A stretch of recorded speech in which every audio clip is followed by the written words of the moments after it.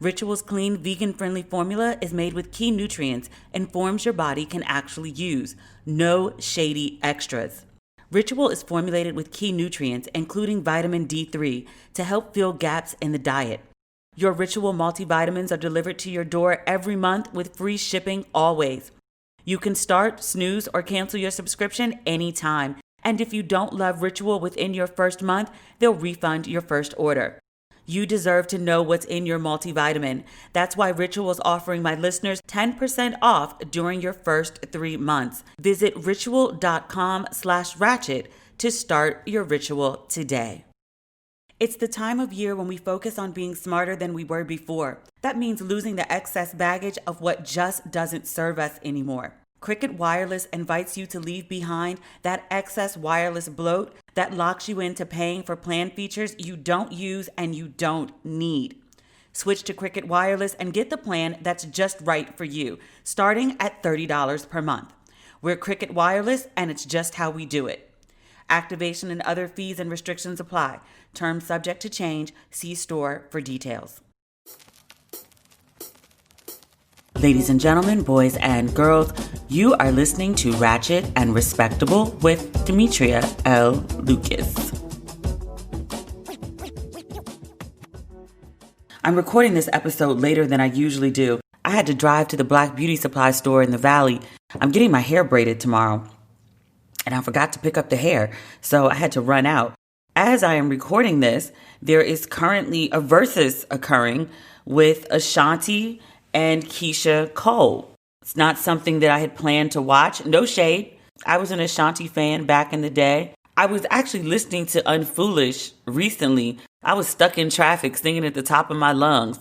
Ashanti made good music. She wrote good music. But as I'm taping, the versus is occurring. I popped in for a minute just to see if I was missing anything. And I'm being generous when I say a minute. Keyshia Cole has shown up by that point. I read that she was an hour and 16 minutes late. I'll tell you, the only reason I went over there is I went on Instagram and I was scrolling, and Funky Dineva had posted a screenshot from Swiss Beats, who's one of the founders of Versus, and he was like, "This feels disrespectful." And I was like, wait, what? I have nothing against Ashanti. I have nothing against Keyshia Cole. But when they first announced there was going to be a Versus months ago, I was like, why? And then it got delayed twice. I remember Ashanti had COVID one of the times. I can't remember why the other one was delayed. But this was the third time that they were supposed to do this versus. And then to show up an hour and 15 minutes late.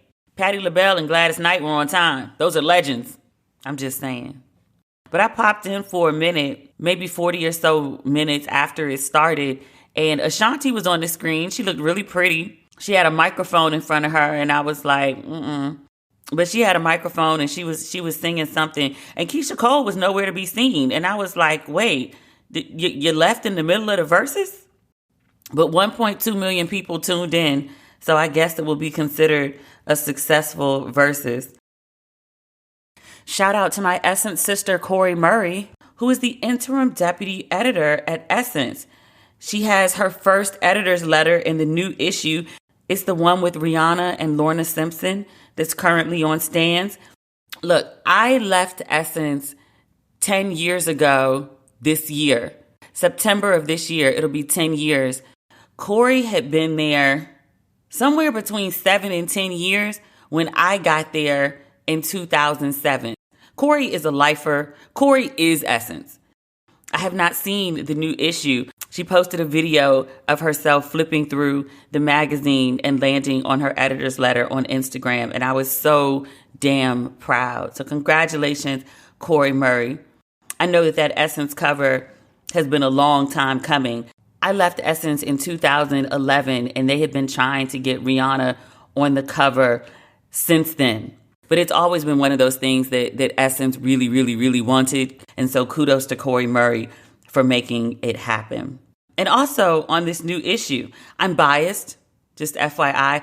I have no idea what's in the magazine other than 11 pictures of Rihanna.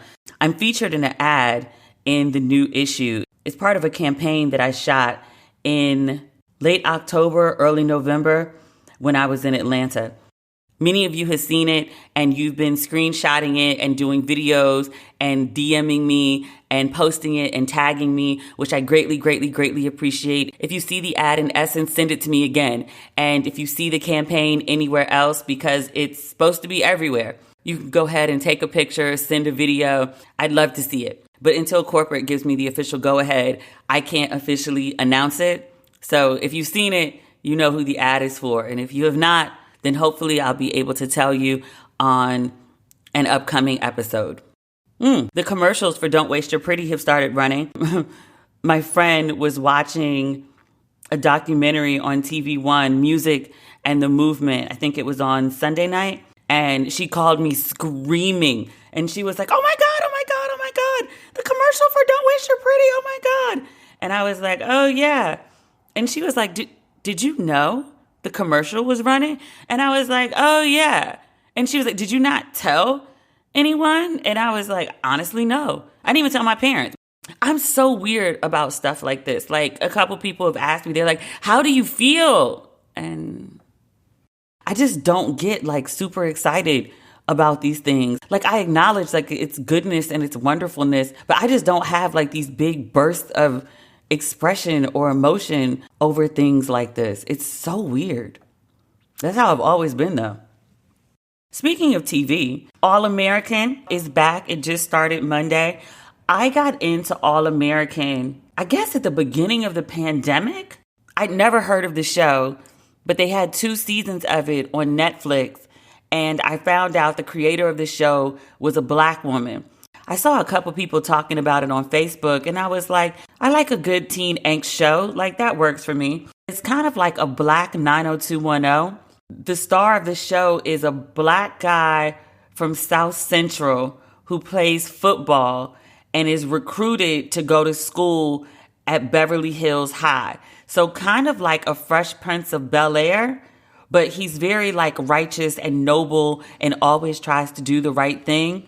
But these teenagers, they're all like 16, 17. I think they're going into their senior year. They have so many problems. Drug addiction, alcohol addiction, divorce, homelessness, adoption, single motherhood, all these conversations about race, class, shootings, drugs, gangs, everything you could possibly imagine these teenagers are dealing with. And they have like actively present parents, but still manage to just get into some shit nonstop. It's a really good show. Wendy Williams and her brother have been publicly feuding about whether or not Wendy Williams attended their mother's funeral. I think her mother died a couple months ago. He says she didn't go. She says she did. And she says that not only did she attend, but that her brother fought a family member in front of the casket at the funeral. And she was concerned that mommy was going to fall out. And I was like, what? And that's not a what of judgment. That's just a what of what? I too have been to a funeral where things got out of hand. Emotions run high at funerals and weddings. Very high. Sometimes people just lose it. I attended a wild funeral. I won't give you too many details because I don't want you to start guessing at whose funeral it was. It was not a family member of mine. It was a relative of a very close friend. The young man who passed was in the military, so we were at Arlington, and the man had a wife and 2 young children. The wife was at the funeral. The children did not attend. There was a smaller service the day prior just for immediate family.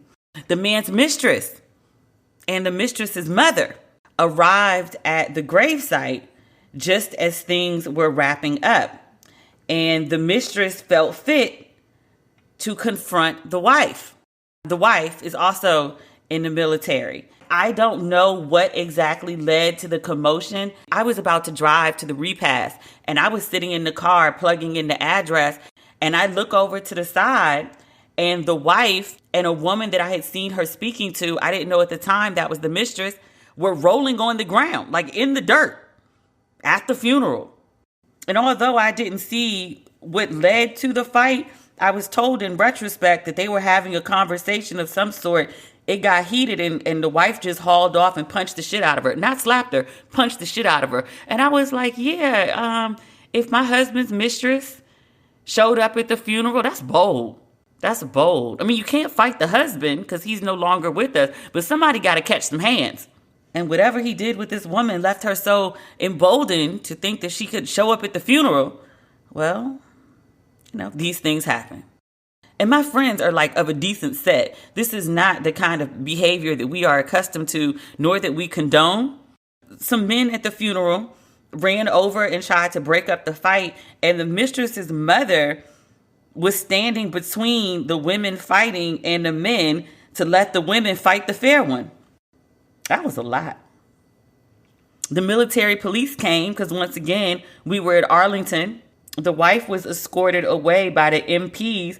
I never heard follow-up about exactly what happened, so I don't think there were charges, but things get heated at funerals sometimes.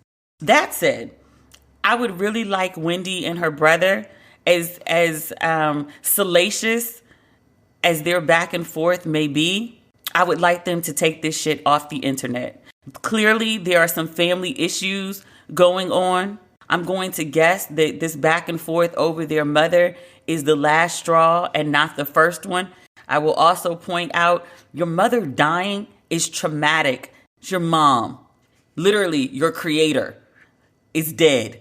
That messes people up, rightfully so. And they're dealing with trauma.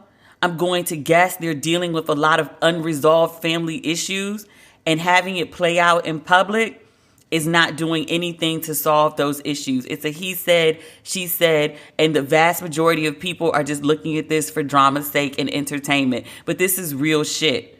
I hope they can work things out. But step one, get this shit off the internet. Get this shit off the internet. Although there is a part of me, the cynical side of me, that wonders if this is publicity for Wendy's upcoming biopic. I think it comes out next week. Lifetime is running an ad for the film on an upcoming episode of Ratchet and Respectable. I got the ad read earlier today, and the copy is something like, you've seen the drama that's played out in public, but now you find out what's behind the scenes, or something like that. So I wondered if this feud with Wendy and her brother was somehow publicity for this upcoming film, because lots of people are talking. That's so cynical. But it is something I thought about. Wendy, if you give the woman nothing else, knows how to draw attention and keep multiple streams of income. She likes a check. My first big interview when I moved to New York was actually with Wendy Williams. I was an intern at One World, and they sent me to WBLS to interview Wendy Williams. And I asked her, I said, Wendy, I was like, why you be telling all these people's business? And Wendy didn't miss a beat. And she was like, because it's lucrative. I was like, is that it? And she was like, yeah. It wasn't personal. It wasn't personal at all. It was just, that's the check. Wendy's been saying a lot lately. Now this, I think, is promotion for the film.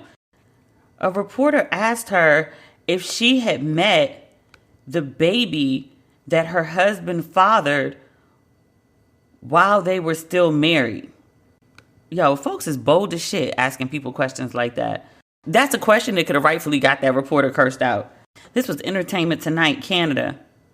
Wendy answered the question. She said, the baby? No. Why would I want to meet her? I don't know her. And I don't want to know her. She also suggested that her husband was at home with her when the child that he had with his mistress was born. She says of the baby, she'll want to meet me first, though. Do you know where your father was the night that your mother was giving birth? He was with that lady on TV, Miss Wendy, because he was with me. Man, that's not a brag.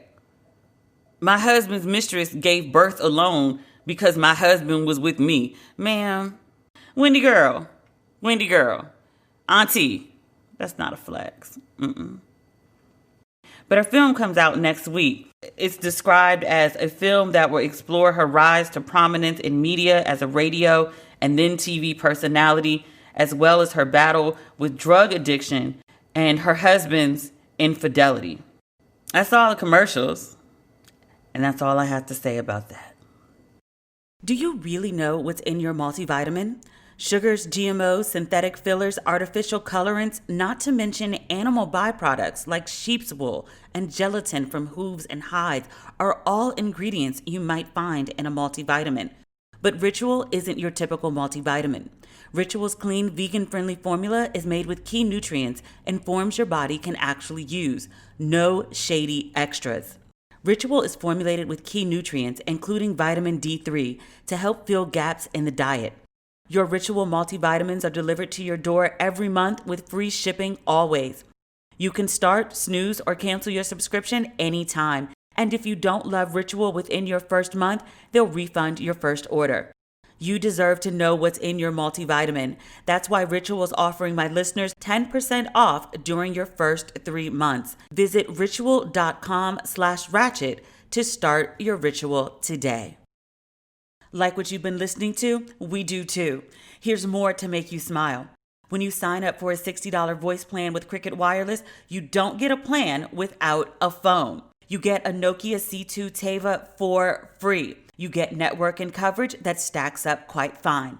What you don't get, you get no gimmicks, no funny stuff, no bait and switch, no owe us more later. We're Cricket Wireless, and it's just how we do it. Must bring your number to Cricket on a $60 a month voice plan. First month service charge and tax due at sale. Fees, terms, and other restrictions apply. See store for details. I guess we need to talk about inauguration. I assume everyone else was glued to the TV all day as I was. I canceled all meetings, all interviews. I was like, oh no, I'm not doing a goddamn thing but watching this inauguration. This is my personal new year. I said my new year would begin when Biden and Harris were sworn into office. I got up at, I want to say 3:30 a.m. I just could not sleep. I was so antsy. So when I got up, CNN was trained on the White House and Marine One was sitting outside the residence waiting for Trump and his wife to come out.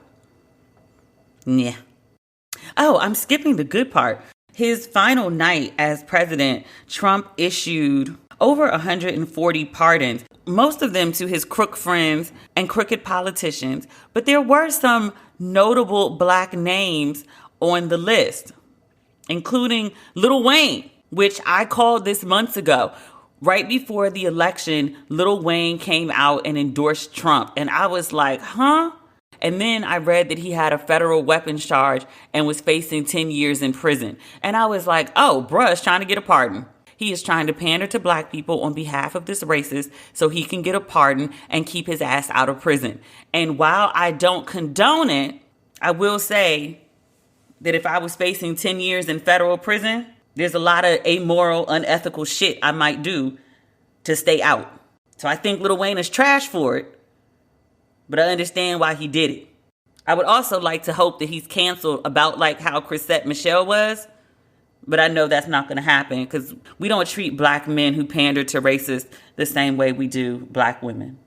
Chrisette Michele performed for a check. I ain't saying all money is good money, but she didn't endorse the man. Lil Wayne came out with a full endorsement in exchange for freedom.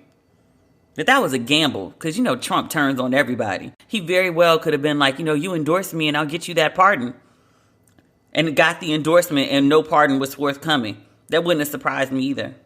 Kodak Black also got a pardon. I was shocked Trump knew who that was. I barely know who Kodak Black is. I know one song. But apparently Snoop had been lobbying Trump on behalf of Kodak Black, which I was like, really? He had that one good song. I'm sure he had others. I just have no recollection and have no desire to learn more, just FYI. The chorus was something like, people who don't believe in Jesus but wear Jesus pieces, which I thought was witty and catchy. And I was like, oh, I think I like this song. And then he came out and said some dumb shit like dark-skinned girls are meaner and they're quote and unquote gutter. Was that 2018? He said it right before Essence Music Fest. And I went to Essence and I was hosting an event with a sponsor at a local community center that Master P had donated a bunch of TVs, computers, and Kodak Black was there as well. There was a bunch of press there too. And one of my friends was there. It's a dark-skinned girl who was covering the event. She'd heard his comments about dark-skinned women. And so she was like, why is he even at an Essence event? Like, he clearly doesn't like black women. And how dare you show your face and come to an event for Essence Music Festival when you don't even support black women? And she was like, I really want to interview him. Her theory was, he can't possibly believe that shit. He's a dark-skinned man. The chances of him having a dark-skinned mother are very high. She was like, I'm sick of these rappers disparaging black women for publicity. And she was like, I really wonder if he'll say that shit to my face. And I was like, shit, you're a journalist. Go fucking ask him. If nothing else, that's a good story. And it'll get hits on the site. Like, you should do it. So she went over to him, and I was standing within earshot. And so she was like, hey, I see you're here at this event for Essence, which is, about empowering black women. And he said something along the lines of like, yes, like I love black women and blah, blah, blah. And she said, I find that, and I'm paraphrasing. And she was like, I find it very interesting that you would say that given your recent comments. And he was like, comments like what? And she was like, well, you said that light-skinned women are nicer and dark-skinned girls are mean and they're gutter. They have bad attitudes. You're not attracted to them. And he was like, yeah, I believe that. My friend is a beautiful chocolate complexion. She's his complexion, as a matter of fact. Clearer skin, though. Not the point. But he literally sat in her face and said that. And so she was like, okay, I'm done. I don't think she even did the story because she was like, I know it would get hits, but I don't want to give this man any more publicity. And just for clarity, the man doesn't like light-skinned women either.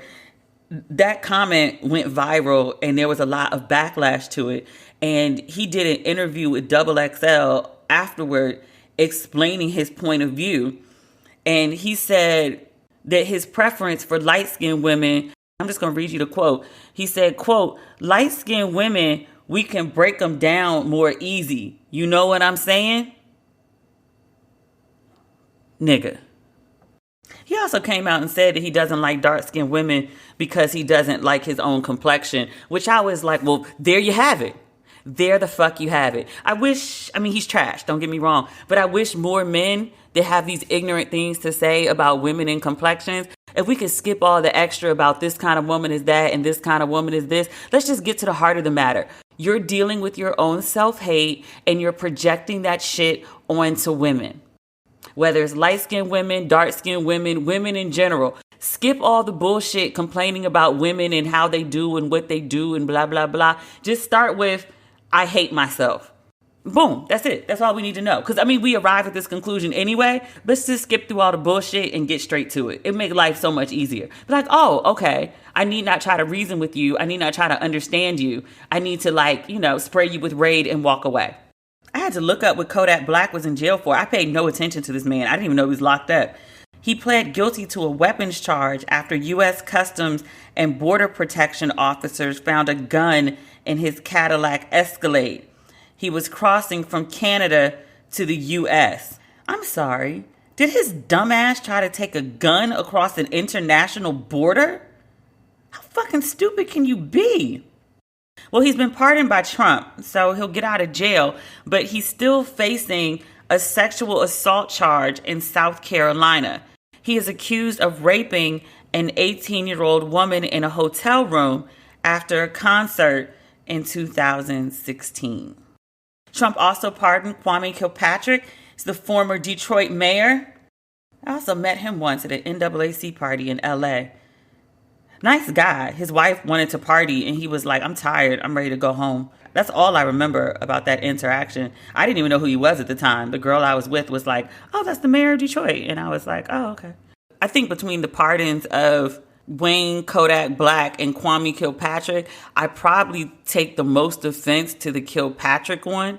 A lot of people only know the salacious parts of his story in Detroit, like the alleged parties at the mansion with the strippers and the diamonds in his ear, the sex scandal.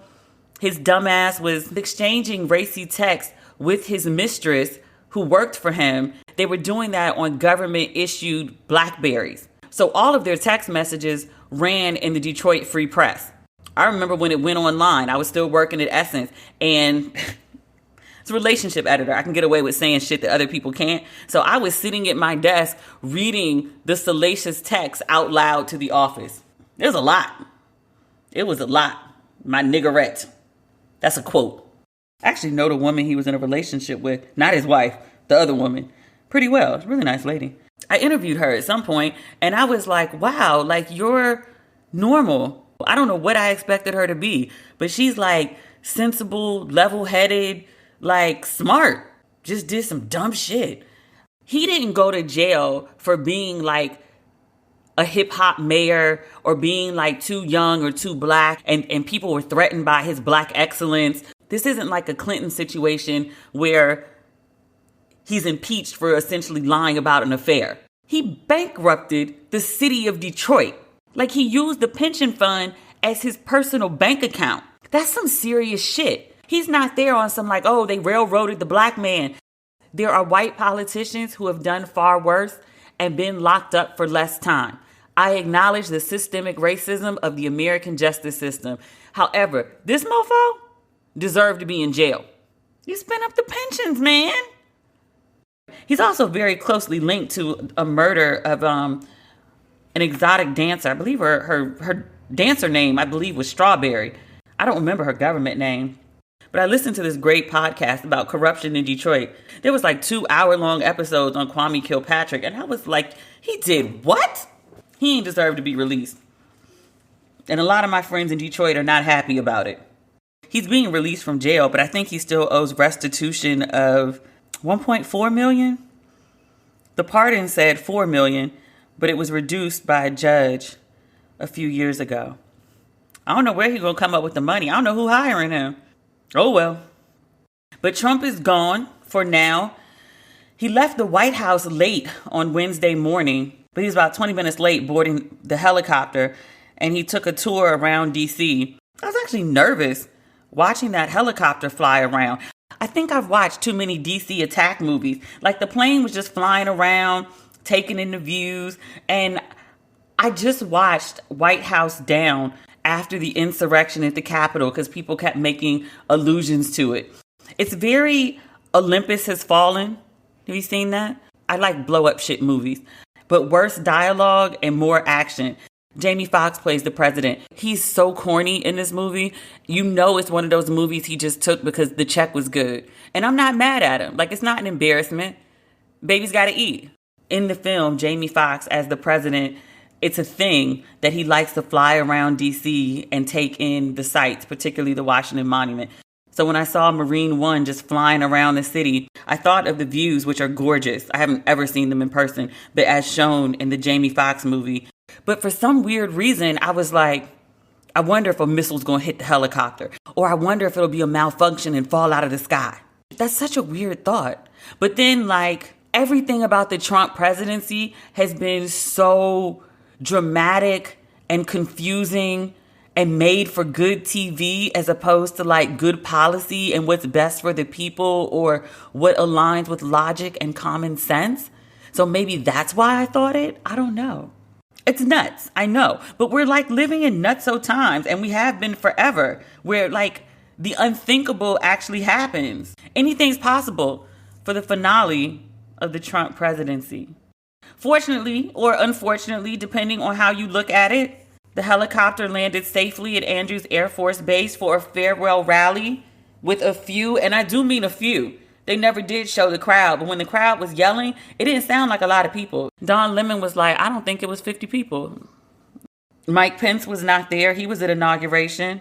Mitch McConnell, he was not there. He was at the inauguration. And actually, I think at the time, he was at church with Joe Biden. He could have made it to Trump's farewell. He was like, nah, I'm going to go to church with the new guy. Best of luck to you. Good day. But Trump gave a little speech where he just lied. Oh, it was the greatest economy in the world until COVID. And I was like, yes, but the COVID is the important part. And was it the greatest economy in the world?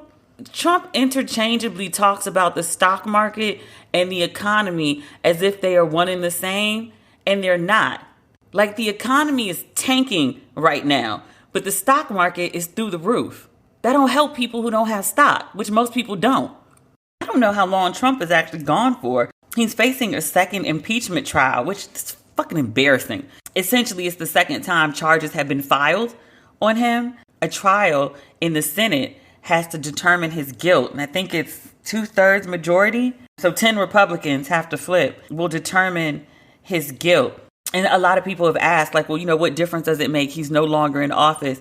If he is found guilty by the Senate, they can keep him from ever holding public office again. Trump at one point was threatening to run again in 2024, which, God, no. But also, if he's found guilty, he would lose his lifetime pension. He would lose his annual travel budget. He wouldn't get funding for an office and staff. He would still be entitled to Secret Service protection, but Congress can amend that law. So that he loses his benefits. So as much as I would like to see him go, we are not done yet. When I was watching the news earlier today, they were talking about Trump's impeachment trial interrupting Biden's first 100 days. All of Biden, and then the Senate needs to approve all of Biden's nominees for various Secretary of XYZs. So they were talking about like delaying the impeachment trial or if there should be an impeachment trial. And I was like, yes, the man needs to be held accountable. Like, he is the cause of an insurrection at the Capitol. Like, yes. We talked about this whole like, oh, let's unite, let's move on. We can. After there's been some accountability and consequences, then we can move on. At least an apology. The man won't even acknowledge he did anything wrong. Jesus. In better news, Joe Biden is now officially the president of the United States. I'm actually proud of Joe.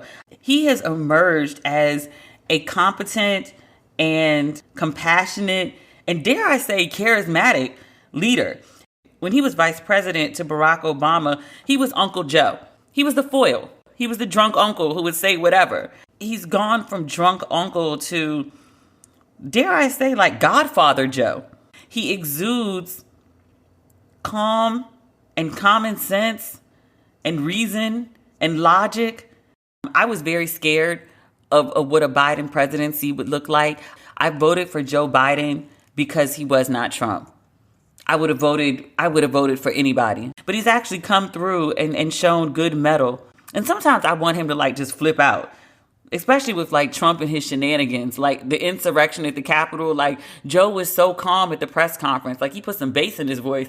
But, I'm at home ranting and raving and screaming because there's an insurrection at the Capitol. And Joe was like, you need to come on TV and you need to tell these people to stop. Like, he was just very angry, but even. And he keeps a level head, which I was like, this is why you're a leader and I'm not. But he reminds me of that Kipling poem, If, about the measure of a man. And I keep this quote on my wall. I don't do Post-its, but I have index cards of various quotes around my apartment. And one of them is, if you can keep your head when all about you are losing theirs and blaming it on you, yours is the earth and everything that's in it. Those are lines from like two different stanzas of the poem joined together. But stay with me. I actually felt bad for Joe on Inauguration Day because he was up at 7 a.m. going to church, and then he had to go to inauguration. And then after inauguration, he was in the car and he got out and walked to the White House. And then he went in the White House and went to work. He was signing like 17 executive orders trying to undo the crazy shit Trump did. And I was like, look, I know you said you're going to be ready on day one, but like, I didn't think you literally meant day one. I would have been fine if you just, day one was just like the inauguration. And then on the afternoon of day two, you decided, we're going to start now and do some work. I mean, I was impressed, but I was also concerned. All I did that whole day was watch the inauguration and talk about it online. That's it. And I needed a nap around like 5 or 6 o'clock. So I went to sleep. And then when I woke back up, Tom Hanks was introducing Joe Biden at the Lincoln Memorial. And I was like, Joe still going? I was like, I hope he got some rest, at least got something to eat. But Joe kicked off the televised inauguration celebration. And then we zoomed back to the balcony of the White House. And Joe and Dr. Jill are on the balcony. And all these fireworks are going off. What was the budget for those fireworks? And I've done the National Mall fireworks a few times. I have never seen fireworks like that. That said, It was 10 p.m. Joe has been going for 15 hours straight. I took a nap and I didn't have an inauguration. I felt bad for him. And people were like, well, that's his job. And I was like, Joe needs a nap. I want Joe to work. I do. But I want Joe to work like a nice 6-hour day and then designate. I want Joe to make it through this term. For you, there's My Walgreens, the new easier way to shop, save, and stay well. And now you can order online and pick up in as little as 30 minutes, curbside, drive-through, or in-store. Right now, get 20% off purchases of $30 or more with code RATCHET when you order online or use the new Walgreens app. Again, that's code RATCHET for 20% off your purchase of $30 or more. Walgreens now offers pickup in as little as 30 minutes. I love that. That's so convenient. Offer valid through January 23rd, 2021 on qualifying same-day pickup orders. Must be signed into your Walgreens.com account to redeem. Additional restrictions apply. See Walgreens.com/offer details and Walgreens.com/pickup for details. If you sell stuff online, you know how busy 2020 was. Everyone and their dog was shopping online. Well, get ready for 2021. It's going to be even bigger, and that's why online sellers like you need ShipStation. With ShipStation, you'll spend a lot less time on shipping and a lot more time growing your business. It's no wonder ShipStation has more 5-star reviews than any other shipping software. I use ShipStation to ship all of your merch for Ratchet and Respectable and also for my upcoming drop for Don't Waste Your Pretty. Get 2021 off to a great start by visiting ShipStation.com. Just use my offer code RESPECT to get a 60-day free trial. That's 2 months free of no hassle, stress-free shipping. Just go to ShipStation.com, click on the microphone at the top of the page, and type in RESPECT. That's ShipStation.com. Enter offer code RESPECT. ShipStation. Make ship happen. This year, I'm refocusing on what it means to take care of myself, and it couldn't be easier than with Daily Harvest. They've been the one thing that makes me feel better about my day and myself. My favorite dish is the sweet potato and wild rice hashed harvest bowl. Daily Harvest delivers delicious food all built on organic fruits and vegetables right to your door. It takes literally minutes to prepare, and I never have to think twice if the food I'm eating is good for me. No need to overthink any of your meals for the week with Daily Harvest. Daily Harvest never uses preservatives, added sugar, or artificial anything. And they just launched their first ever plant-based milk collection, starting with almond milk. Daily Harvest milk is made of only almonds and a dash of sea salt. That's it. Get started today. Go to dailyharvest.com and enter promo code RESPECTABLE to get $25 off your first box. That's promo code RESPECTABLE for $25 off your first box at dailyharvest.com, dailyharvest.com. I didn't realize how much anxiety I had about the insurrection at the White House, but also Trump in general, until I watched Biden and Vice President Harris get sworn in. I just had this deep feeling of relief, like he's gone.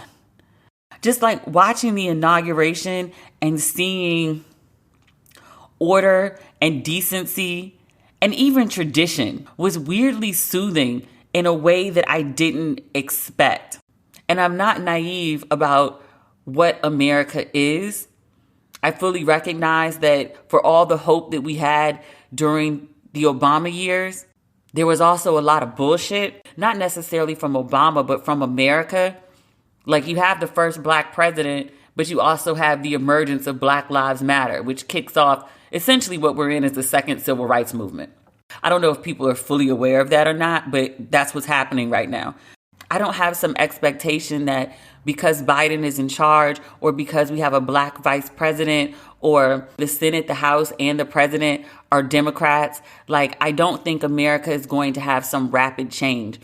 But it just feels like somebody took the knee off your neck. They still got you down on the ground. They still fucking you up. You still gonna suffer. You're just not gonna suffer as much, which I know is really I mean, some people might call it pessimistic. I call it being a realist. Like, I don't expect some massive change. I just expect it will be as bad as it was before Trump, which we thought was intolerable until we got to Trump. I was listening to commentators discuss the inauguration, and they were putting a good spin on it. And they were saying that, despite Trump and all of his antics, that America survived, democracy survived. And this is a show of the strength and endurance of democracy, that it could withstand so many assaults, literally an assault on the Capitol, but democracy could prevail, and then we could move forward with this transition of power. To some degree, it's true, but in the same way that Trump couldn't sink democracy, and I'm speaking of democracy as an institution, I wonder how much Biden can change it. Because institutions don't really change. They're designed not to. So maybe we get out of COVID someday, which will help immensely. But the systemic problems that affect America, most of them being economic and race, which were the problems when America was founded, do those ever change? Because that's part of the institution. To really address those, to really change those, to really make things equal or better for the so-called underclass, the so-called lower class, for anybody with melanin, that is a massive change to the institution, and institutions don't change. And then there are still 74 million, 76 million people who voted for Trump, who watched this man do all of the vile things that he did for 4 years. I've made a list before. I won't redo it now. You all know what it is. But there's still over 70 million Americans walking among us who were very fine with everything that Trump did and wanted another 4 years of that bullshit. Biden gets elected, okay, but what do we do about those people that we have to coexist with? Where do they go? They've arrested 100 some odd people that stormed the Capitol, but there were thousands of them out there. We gotta live amongst those crazy mofos. Biden's election doesn't erase all of that. What else happened? Oh, obviously, Kamala Harris is the first woman vice president, the first black vice president, and the first South Asian vice president, all in one person, which is an amazing feat. I am genuinely happy for her. I'm happy for her. I'm happy for black women. I'm happy for black girls. I'm happy for girls. I'm happy for women. I think probably in that exact order. I also worry about her. I remember, as you do as well, how bad folks came for Michelle Obama. And she was the first lady. It's an unpaid job. It's essentially an ornamental role. But just nothing she did was right. The woman made a whole mission about getting kids healthy, and people complained. Who complains about healthy children? America. Kamala Harris is a woman. She is a black woman, and she has immense power as vice president. If nothing else, with this 50-50 Senate, she's a tiebreaker. I don't think she's going to take on the role that we've seen of most vice presidents, which is play the backdrop and do the shit the president doesn't want to do. I don't think she's going to take that role. I think she's going to be very out front, as she has been thus far, and very visible. And the think pieces, the commentaries, the attacks, I think it's going to be brutal. And I feel bad for her in advance. She's going to need a lot of prayer and a lot of upliftment, especially from black women, because really we all we got to really rely on. I've seen tons of commentary from black men just going in on her. They're not letting that cop thing go. She's married to a white guy, which means she hates black men, which I was like, are you serious with this fragile shit right now? Really, may God bless her. I'm very, very happy for her. I'm also terribly scared for her. Notably, I am not mentioning what she wore to inauguration. I am taking a hands-off approach on Kamala's fashion. Unless it's something extremely good or extremely bad, I don't want to offer commentary on it. And only because her job is to lead.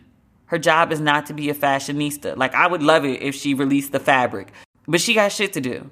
And if she wants to wear the same pantsuit every day, or she wants to put on a potato sack, if she can get us out this COVID mess, I don't care what she wears. I really don't. But her husband, Mr. Dougie, I want that man treated like every spouse that's ever been in the White House. I want to know what fabric he's wearing. I want think pieces on what his ties mean.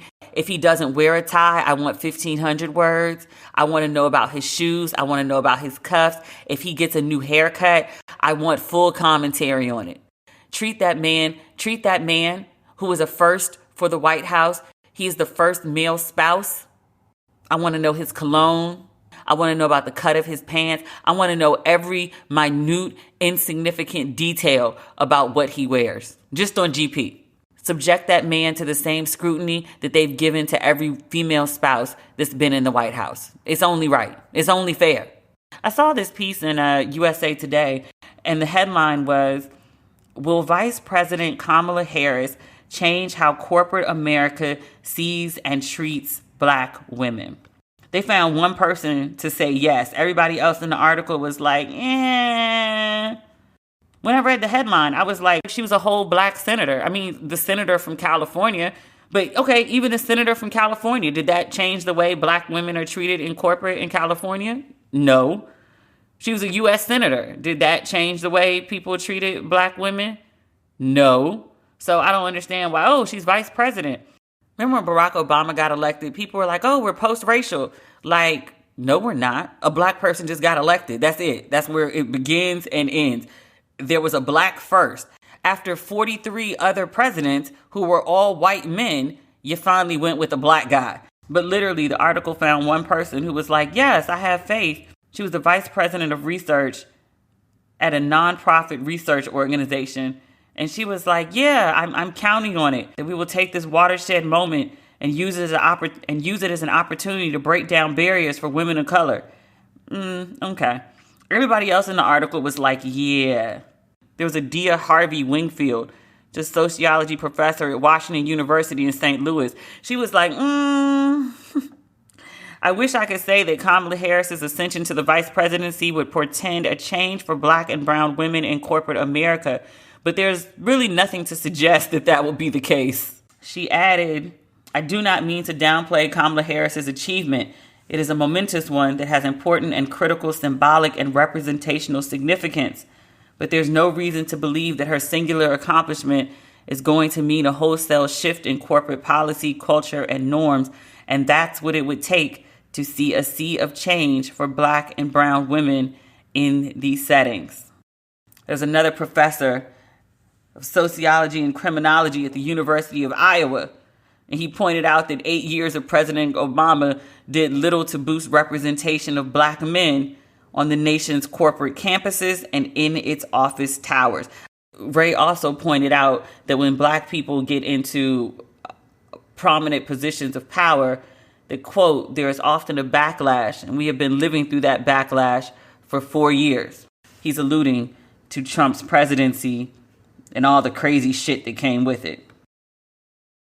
I will talk about Michelle Obama's fashion, because ma'am showed up looking like Netflix money, looking like 1 million books sold, hardcover. Ma'am showed up and showed out. Now, I said what she had on was burgundy. Other people were like ox blood, looking like a fine Cabernet. The cameras caught her walking through the Capitol before she burst through the doors onto the stage they had set up on the Capitol. I gasped when I saw her. She's like a superhero. The big belt, that hair. Ma'am got the finest of bundles. Where was that hair from? Was that Peruvian? Those bundles were beautiful. That hair was just a bouncing. Sometimes all you could say is damn. And that's how I felt when Michelle Obama walked out. I was like, God damn. Like Michelle Obama arrived at the inauguration and she brought her husband, the former president. Michelle just came out like a bag of money. I was like, ma'am, you are spending that Netflix check well. Remember Cardi was like, I got a bag and fixed my teeth. Mother Michelle got that Netflix bag and was like, you know what? I'm about to stun on y'all. A very stark contrast to the last inauguration, Trump's inauguration, that she attended. She wore a similar color that day. She didn't even bother to do her hair. She showed up as the outgoing First Lady of the United States with a snatchback. Her hair was neat. It was combed back, but you could tell she did it that morning. She didn't even sleep with a scarf on. That wasn't tied down. It wasn't slicked. She just found some extra hair laying around, wrapped it on the back, and was like, we good. Face was not beat. Did not care. Looked like she did not care. Was disgusted. She said in her book, she was like, I was just over it at that point. Like I had nothing else to give. Like I just couldn't believe people voted for this fool. But baby, Wednesday, she gave everything. She gave it. She served it. She looked amazing. Did George W., I know he saw her. I saw a picture of not just the two of them together. It was like 4 people in the photo. 4 people. It was George Bush, his wife, Laura, Barack Obama, and Michelle. But I saw them in the photo. But I always look forward to their little special moments together when he hands her a mint. He loves that woman so much. He would risk it all for Michelle Obama. I wonder if Laura knows that. Like, does she see it in her husband's eyes the way that I see it? I know he liked to fell out when he saw Michelle at the inauguration. Stunning and stunting. Gaga, she was there. She sang the national anthem while wearing a gigantic dove, a gold dove, which people were like, Gaga's dressed for the Hunger Games. All things considered of what Gaga could have showed up in, because you know she the meat dress. She likes to get out there. She likes to get free sometimes. Of all things she could have showed up in, that was actually tame. That was actually really tame for Gaga. She can sing. Let me state that up front. I did not care for her version of the national anthem. And I don't know if that's because like I'm partial to the Whitney version or even the Usher version. Usher did a beautiful version of the national anthem. I did not care for Gaga's national anthem, but I am acknowledging that Gaga can sing. I just didn't think that that was her best rendition of the song. Jennifer Lopez, 9 times out of 10, a beautiful gown. She puts on an amazing show when she is performing, when she is doing a full performance, when she gets to dance, usually to a track. She does an amazing job. J-Lo is not the person you call when you just need somebody to stand at a microphone and sing. I was happy that she was there representing the Latino community. She spoke a little Spanish. I feel good about that. I thought that was a great nod to inclusion. I felt great about it. She was off key. And then at some point she yells like, let's get loud. Was that in the middle of America the Beautiful or the other one? I was like, ma'am, this is not the time to promote your single. I read that Let's Get Loud is a call to action for the Latino community to like, I don't know, get involved, rebel. I don't know. But I was like, you couldn't have just said that in Spanish? The young poet laureate, Amanda Gorman. I am in awe of this young woman. She's 22 years old. She's got 3 books. She's a Harvard graduate. She makes me want to burn my notebook. But I'm equally as impressed with her poetry as I am with just her.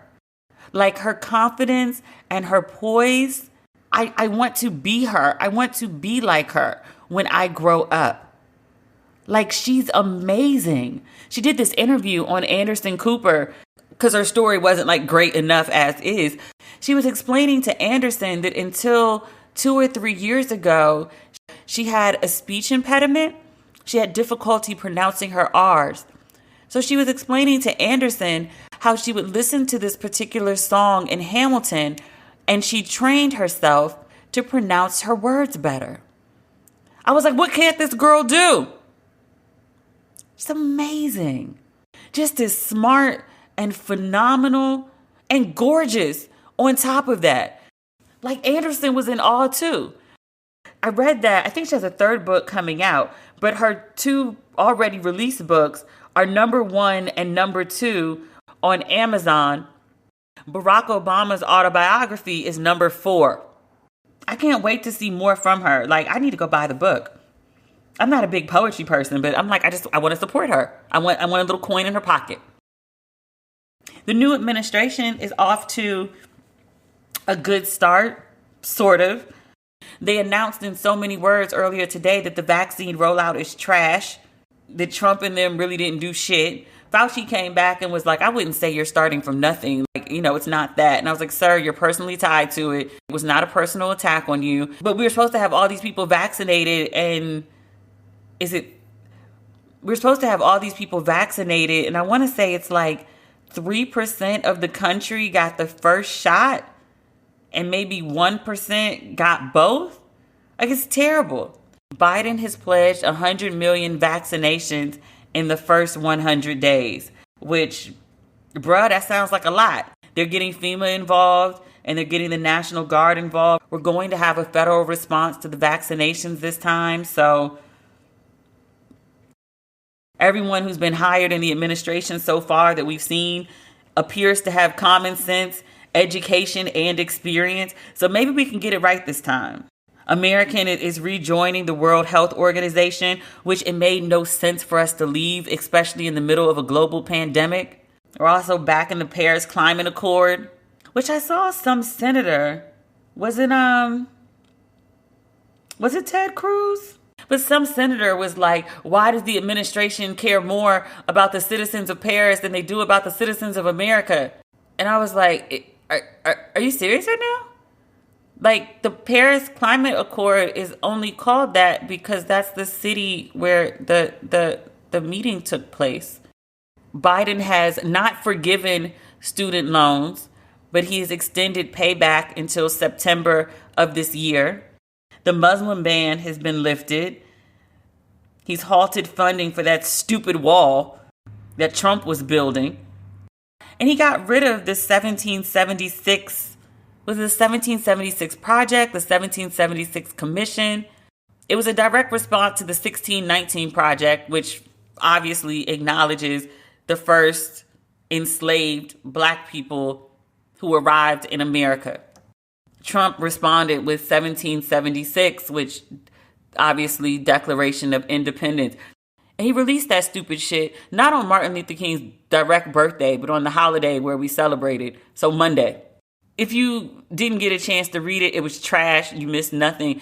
But Biden's already had it taken off the government website, hopefully never to be seen again. But essentially, it tried to justify American slavery and was like, yes, slavery happened, but America's not like the only place where it happened. It's not like we did some shit that nobody else was doing.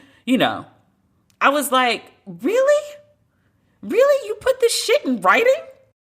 The level of that man's racism, Jesus. Oh. Biden, on the other hand, has vowed to take down white supremacy. Sir, that's more ambitious than 100 million vaccines in 100 days. Now that you might be able to do, take down white supremacy in America? You can't erase 400 years of bullshit in 4 years. But I respect you for trying, though. I do. So that is our episode of Ratchet and Respectable. Thank you, as always, for listening. There is Ratchet and Respectable merchandise available on the site. I added a few sizes. I had to have a few sweatshirts reprinted because they didn't come out right. So if you're interested in merch, there may or may not be merch in your size on the site. And you can pick up that Ratchet and Respectable merch at DemetriaLLucas.com. If you need some Ratchet and Respectable in your life between now and Tuesday, next week, you can follow me on social media at Demetria L. Lucas. As always, thank you for listening, and we will talk again soon. Tuesday. Okay. Bye.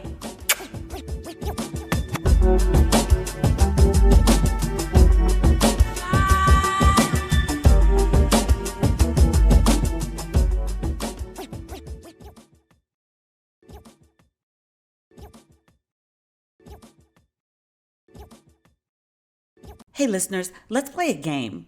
Let's start with everyone out there who loves a really good story. Now, let's narrow it down to all those passionate podcast listeners who are also always on the go running errands. That's you, right? I thought so. Well, for you, there's My Walgreens, the new easier way to shop, save, and stay well. And now you can order online and pick up in as little as 30 minutes, curbside, drive-through, or in-store. Right now, get 20% off purchases of $30 or more with code RATCHET when you order online or use the new Walgreens app. Again, that's code RATCHET for 20% off your purchase of $30 or more. Walgreens now offers pickup in as little as 30 minutes. I love that. That's so convenient. Order online or with the new Walgreens app today, and you'll be saving in no time. Offer valid through January 23rd, 2021 on qualifying same-day pickup orders. Must be signed into your Walgreens.com account to redeem. Additional restrictions apply. See Walgreens.com/offer details and Walgreens.com/pickup for details.